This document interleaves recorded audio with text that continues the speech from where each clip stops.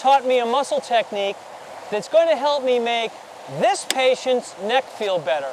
Remember the last time you fell asleep on the couch and you woke up feeling like your neck was slammed into a vise? Yeah, I've never had a stiff neck, actually. Said no one ever. Chiropractic videos on YouTube can be pretty entertaining, right? Lots of cracks and pops. I uploaded one recently myself, in fact. But not all of what we do in chiropractic is about getting that loud crack, that gas release as the joint cavitates. At least it's not all of what I do.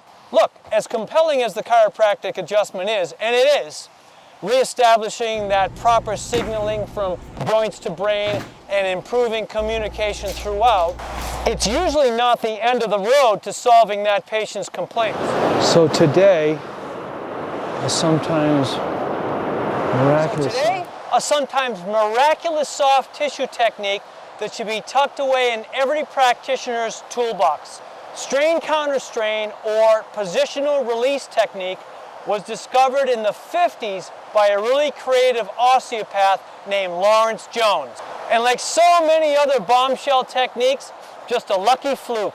So briefly, Dr. Jones was trying desperately to help a patient who'd been contorted in low back pain literally for 4 months.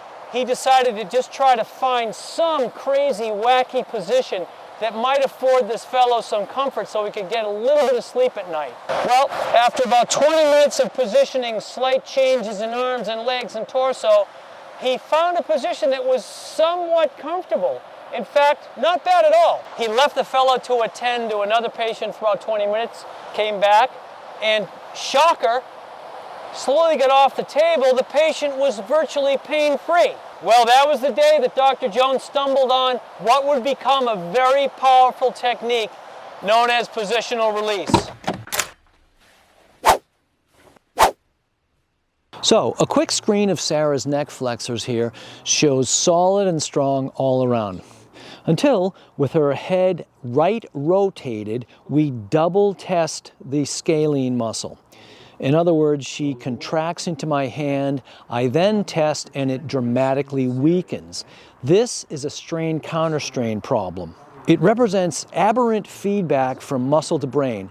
In effect, the system needs a reboot, and here's what we do. I'll first locate the area of greatest tenderness in the muscle, and we'll use that as a baseline.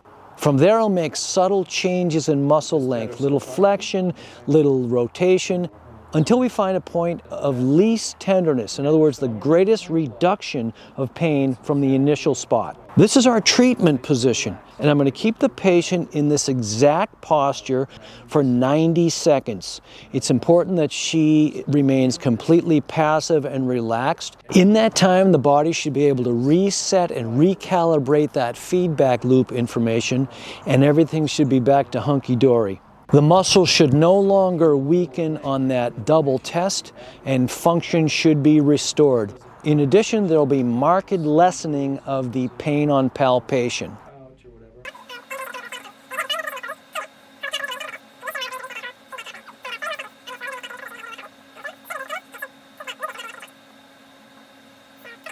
Nice and relaxed. And that, folks, is an overview of strain-counterstrain technique as developed by the great Dr. Lawrence Jones. I've used it with great success many times over the years. It saved my butt on more than one occasion. This scenario can occur in any muscle in the body and can be sometimes a real lifesaver. How's that? Wow. Is that amazing? Yeah, that's amazing. Yeah. So with that, I'm out, and yours in vibrant health, Dr. J. Yeah, it's not as tender.